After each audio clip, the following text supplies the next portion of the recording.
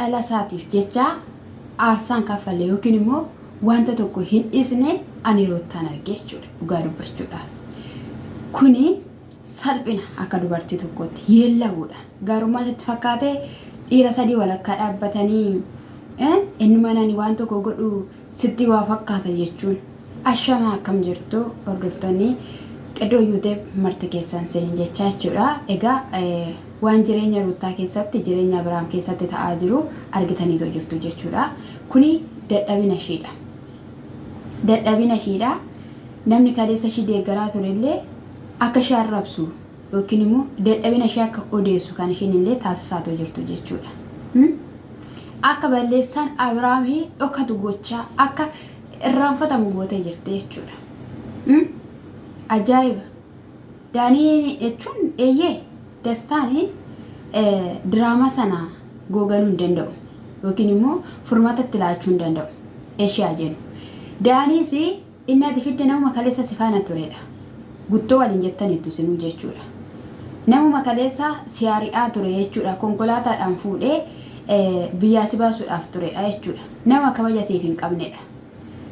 Dastaa yoo ta'es immoo ofii keetii jaalattee fidattee inni immoo hin beekne jaalalli naqabee maraachuufan jira siin jechaa jira jechuudha. Isayyuu inni guyyaa tokko waan achi gadi si baasee misaa si affeeree yookiin immoo yeroo jaalala waliin dabarsitan hin jiru. Situ shaamaa wayii ibsee fi wajjiniidhaan jechuudha borcii kee dhibaa waan ta'e ta'aa ture jechuudha. Ati dhala kee mana kee keessa keessee jechuudha. Amma Abiraam sirrirra jira koo. Abiraami Ruutaadhaan hinaafaan jiru.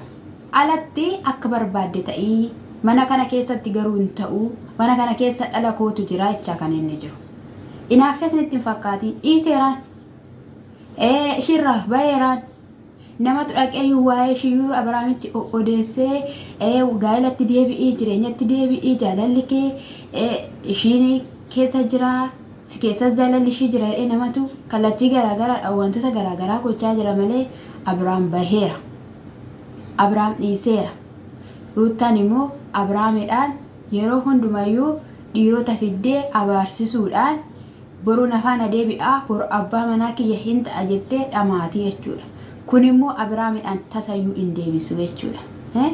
Warra sii ta'an maaliif hin filanne sayyuu mana kiyya keessatti mitiidha kan jechaatu jiru jechuudha. Ajaa'iba! Qo'aan kan hin jedhu jalqaban qabu viidiyoon sun. Walitti bilbiltaniitu qophooftanii kaameraa eeggatta ammoo kaameraa imaaniin eessaa dhufe? Maalidha qo'a inni isin butbuxaa ta'u jirtan? Maalidha? Batawee jechuudha daanii. Abirahaami in sodaatan hin jedheera durumayyuu jechuudha. Wanta baay'ees kan waliin dabarsanidha. Wanta baay'ees kan waliin ta'anidha. Aasaas hin beeku daaniin. Jechootaan darbata jechoota ulfaatoo ta'anii jechuudha. Maalidha mee? Daanii jechuun baasawee jechuudha. Akkuma isin hin jedhe daallee ilaaluu jaallata. Daaniin otoo dubartii faana ta'eera ta'ee tsiggee faana ta'a jechuudha. Inni dubartoota faana dannasuu irraatiin kanaaf waan tokkoyyuu wanti inni gaa'elatti seenuu wanti inni hiriyaa gaarii qabatee jiru iyyuu fakkaatu. Gaanaa innis immoo Ruutaa kanaan sosoba jechuudha. Inni Ruutaa kaleessa nama fe'aa turedha, nama barbaadaa turedha wanta ta'eef jechuudha. Inni amma kana maal jettaniitu isin kanii bukoostanii jechuudha. Wanti isaa kan ijaa gurra hin qabne kana gara keenyatti kan siffidanii jechuudha. Inni sitti qoranatti fakkaate Ruutaan kun gaafa habaarsi irraa dhaabatee gaafa namni dubartii jabduudha, dubartii cimtuudha itti qorra itti dhaamota. Achi booddee inni ifattee jechuudha. Arrabamuu jaalatte jechuudha. Gadi qabamtee irratti sirbamuu kana irratti fooricamuu kana jechuudha. Sitti himnaa jechuudha dhaggeeffadhu. Sila simboosii laatee sila wanti hundumtuu sii ta'ee sila harka keessitti naqattee fi ati gootetti miti ati dandeetti qabda jechuu miti ishee. Haadholiin keenya duraa jechuudha. Dubartoonni jechuudha. Akka kee kana carraan akka keetti kun qaqqabe baay'een isaanii ni jiru. Si duwwaa miti kan gaa'ela diigee. Ana duwwaatu gaa'ela diigee addunyaan hundi naaf haa baru jette. Isayyuu immoo kan ittiin naa baramuu qabu dhiiraa fideedhaanii wal jala geggeeddaree agarsiisuudhaan kaniini barbaachisu jedha. arganii sanarra ga'ee miidhama koo dhiirota fiduudhaan hin agarsiifadha jette. Namni kana si hubatu hin jiru. Baalagee siin jechaa jiru. Ejjitu siin jechaa jiru. Jechi isaan siin hin jenne maaltu jiraare si habaxxaranii. Urgufamte kaa si urgufanii. Maal aboo? Maa jechuudhaan akkanaa? Mee dubartii dhunkamirraa wanta akkanaa ta'ee argamee beekamee ebelurraa jedhaati kottaati koomentii jalatti naa barreessaa. Inni mana ruuttaa seene inni jireenya ruuttaa kana keessatti ta'aa jiru eenyu biratti ta'aa jira? Ermeellallee ilaali dhugaan siin jedhe uffannaa ishillee jijjiirrattee jirta mashiin. Iddootti deebitee jirti isa duraa soqolattee minaa Abiraan bira aftu seetee si caaltee mul'achuudhaaf qophii gochaa jirti isheen. Si caaltee Abiraan fuulduratti mul'achuudhaaf karaa banaa jirti. Akka ittiin Abiraan gara isheetti saabamullee taasisaatu jirti jechuudha. Ati garuu mirga kooti. Anifati waan hundumayyuu fin dheerra. Anifati waan tokkoyyuu walirraa hin qabnu. Abbaan barbaade yoon fide abbaan barbaade yoon kana ta'e kanatti jechaatu jirtu jechuudha. Isayyuu egaa inni hin dhufe jechuudha gaa dassuunatuma isaan wajjiniidhaan jiranu. Ana kanaan nageeddartee uumanii waan argiteedhaan gaafanneedhuun eessatti na beektaa atu eessaa dhuftee jennaani balbala koo rukutu ennaa ula seenanii jette ruuttaan achumaanii aaree jira wanta ta'eefi anifati walirraa fidheerraa wanta walirraa qabneenna wanta fixe tokkollee hin jiru. Homtuu tokkollee wanti dhumate hin jiru. Ani sin dhiisu maraadheetu jira jaalala keetiin hin jedhu seetanii mee maal matti agarsiifte mee jiloo jiljil gowwaa isa ishiin sitti taphattee diraamaa siin hojjechuudhaaf jettati ganaa asnu waatee jechuudha. Jaalala keetiin machaa'etti dubartii madaa dubartii seeraaniyyuu madaan isheetu hin qorree abbaa manaa ishii naafisiiftee gara jireenya isheetitti deebisuudhaaf tattaaffii gootu. Ilaafaadhaan miti jaalalli kan deebi'u yookiin immoo abbaa manaan kan deebi'u jechuudha. Yoo inni immoo dhiirota fiddee dhiironni Abiraamidhaan sodaachisaniidhaa fi ishii faana hin jiraatu. Birrachaa jiraata gaafa hundumaa godhuyyuu ishii sodaachaa waan immoo birracha waadha dhaggeeffachaa abbaa manaan ta'u. Kan si ajaa'ibu jechuudha. Amma Abiraam achumatti dhiisaanii iddoo sirreeffateera. Amma namni tokkoyyuu itti siqaan jiru. Ji'oota meeqa? Ji'oota 5 ta'a jechuudha Ermeellaan dhuftee jechuudha. Wanta geeddare hin jiru. Ishuma faana dhaabbateetu jira jechuudha. Ishiin kun meeqa geeddartime kanaaf iyyuu mana warra ishiitii gadi dhiistee ariifattee dhufte natti fakkaata dhiirota wal jala geggeeddaru kana awwitee jechuudha. Dhiirota meeqa fiddime? Meequma fiddi? Kan nama dhibu jechuudha. Edda garaatti baattu sanas ermi fiddi. Amma immoo deessee lafaa kaatee dastaa fiddi. Amma immoo inni immoo diraamaa keessatti immoo goota miti jettee immoo daanii fiddi. Otoolee nama waaraallee fiddeeme namuun kaleessa siin jaaladhaa si dhiisee eessayyuu naqu jedhee abaaboo baatee balashii fuulduratti kufe sanadha kan isheen fiddee jechuudha. Daaniin immoo nama waan hundumayyuu salphisee dhiisu miti. Kaleessaa ani akkan dhufu waan hin barbaanneefi amma immoo ishee faanaan jira anatu ishee faana ta'a jennaanii otoo ta'ellee abbaa mucaa keetiiti kanii akkas naan jechuu qabu jennaanii. Mucaan kan eenyu akka ta'e maal beektaa? Maal beektaa? Yeroo malee isinii kenneensi waaqayyo dhugaa mucaa kanayyuu jechuudha. Kan jireenya keessan keessatti naa gaddisiisu maali yoo jettan ta'e mucaa dhalate sana duudaa sana jechuudha. Garaa kee keessatti waca lola dhagaa har'as immoo manicha keessatti lola waca kan inni dhagaatu jiru jechuudha. Boodarra gaa obboon hin dhufan. Aboon gaafa dhufu maal jechaa jirta maa inni maaliif dhuftee alatti waan miti asoofsiisiti waan waliin jetta waliin jedha siniin hin jenne jennaaneen hatoo isaa dhufte minaamina jettee ishiinis illee jechuudha abbaa kootutti minaamina jedhee jechuudha manicha keessaa baasuu qaba. Abiraam immoo manicha keessaa kan baasuu barbaade mucaa isaa mana sana keessa jira dhimma biraa miti jechuudha. Achi booda ba'uusuma jechaa jiru giddumaan gottotee gadi baasee gaafa gottotee gadi baasee jedhu isaanii Abiraamii fi immoo Daaniin immoo walitti afanii jechuudha. Gaafa isaan immoo walitti afanii lolatuma Daanii as keessatti si arguu hin barbaadu. Hin fedhaanii ani fata akka walitti buunuu hin barbaadaayi. Nagaatti waliin jiraachuudha kan nuti barbaannu jennaanii maaltu sitti dubbate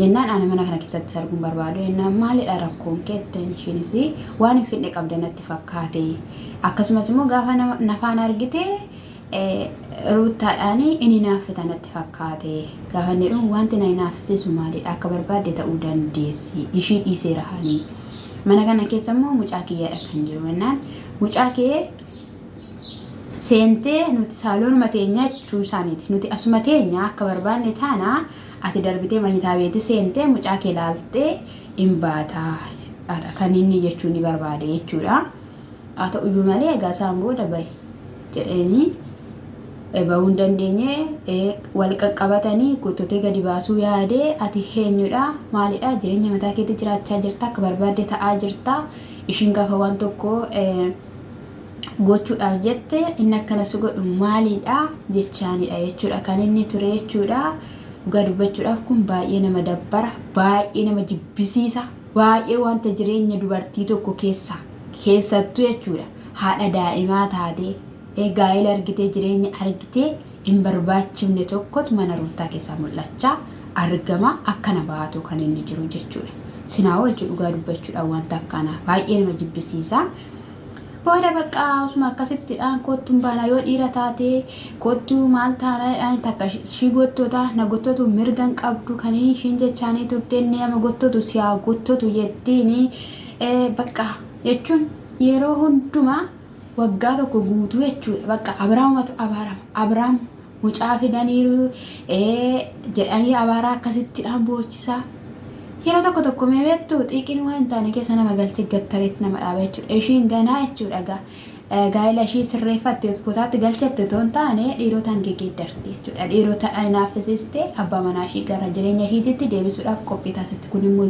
ila kan ture waan hin yaadamnedha dhugaa dubbachuuf waan hin yaadamne jechuudha wanta akkanaa jechuudha wanta dubartii tokkorraa hin eegamnedha akkasittiin abbaan manaa kee yoomiyyuu siif hin deemu garuu maqaatu sitti ba'a isayyuu viidiyoo qabattanii maqaatu sii ba'a akka inni gara keetti akka hin deebineefi hin jajjabeeffamu amma jechuudha hamma akka maruutanirra jirtutti karaan Abrahaamii banameera wanti hundumtiyyuu argameera isa biraadhaan warra Hermillaa bira dhaqanii Hermillaa haasofsiisan warra obboloota ishii minaamina waa'ee isaa haasofsiisaa jiran kana maal jedhe ishii maal jedhame akkamittidhaan siras akkamittiin jedhame maalsaatu arganii namni kun akka deebi'u taasifama inni biraa immoo jechuudha kan isaanii isaa inni biraa immoo hayyuu fi se'eedoon jechuudha guyyaa kaleessaa wal arganiitoo akkasumallee se'eedoonii sapiraayisii ishii godheetoo jira jechuudha eddaa aniif ishii wal hinne dhuftee nan jenne duras illee mana biteefitoo jira deebistee namatti gurgurtee haa ta'uyyuu malee anis ishiidhaaf imala jedhee kan yaade tokko ishiidhaaf taasisuudhaaf yaadeetoo jira jedhee sana dura garuu biraankii ishii godhe jechuudha dubartii fuudhuudhaafidhaan ani isa kanaaf akkanaa filattuudhaaf jedheeni si fidee dhufee jennaan akkamittiidhaan Adaamarraa kana naan jechuudhaaf na fiddeetoo dhufte iddoo kanatti warra fuute sana fiddee filachiifachuu dandeessani garuu waan akkanaa keessan galmennaanii lakkisa miti ati nama gaariidha jireenya koo dhufteen jenne wanta ta'eefi har'ammoo sapiraayisiinsiif qaba dubartiin kunis baay'ee si jaalatti yeroo nani qalabatti jalqabumayyuu si godhe biraankii taasisuyyuu si ilaalti turte isa kanaafiyyuu wanti tokko si yaadeera mana si bitaa parsantii 5 si kaffalaa isa kaan immoo hojjetattee ofii keetiidhaaf hin kaffalatta jechuudha dhugaa dubbachuudhaaf seedoon nama gaariidha baay'ee nama gaariidha namaaf yaada carraan isaa immoo maaliif akka ta'e hin beeku egaa dubartii gaariitti hin qabu isa kanadha haa ta'uyyuu malee bakka waan baay'ee naannuma tokko jechuudha Adaama jechuun biyya tokko keessa jiraachaadha kan jirani achi keessatti calli jettee atomaan dubbatiin taa'uun shiyyuu amalammaa isheedha jechuudha na amalas immoo bitteetti baasa yoomaan jettu ragaa jetteeti jechuudha kanillee dhaggeeffachaallee turte jechuudha booda mana babbareedaadha ilaalaas turanii kutoota qabaa cidditti kan jedhi baay'ee kan bareedudha innaa yoo namni bitatu mana sana yoo jiraatera ta'e hanga miliyoona 12ttidha garuu immoo muluu sana makaffalu tokkodhaaf miliyoona 3 fa'i inni hir'isna miliyoona 4 inni hir'isnaadha kanii egaa isaan jechaa turanii baay'ee bareedaadha dhugaa dubbachuudhaaf egaa magaalaa Finfinnee keessatti mana akkas bal'atu mana akkas bareedu argachuu ishiidhaaf jechuudha himalaaf oromittiidhaaf himalaaf garuu dhugaa dubbachuuf yeroo viidiyoo sana ilaalu annan bu'e jechuudha. sababni isheen irraa gargar baateefis immoo inni oliif gadi deemu irraatiin kan ka'ee ture jechuudha malee inni dhabu ture jechuudha ayyuudhaani haa ta'u malee gammachiisee jira baay'ee namatti tola garuu immoo bakka baay'ee isa sin jechuun jaalladha jireenyatti galanii jireenya dhabanii immoo deebi'anii nama sanaan kallattiilee garaagaraa yeroo argatan simeetiin namatti ka'aa namatti dhaga'ama sin jechuun jaalladha oromoo koo qaalii baay'ee sin jaalladha baay'ee sin kabajaa sin immoo sabskiraayib laayik gochuudhaan na jabeessaa sin jedha akkasumallee wal jabeessaa ijoolleen oromoo wal jabeessaa sin jedha shaaluu.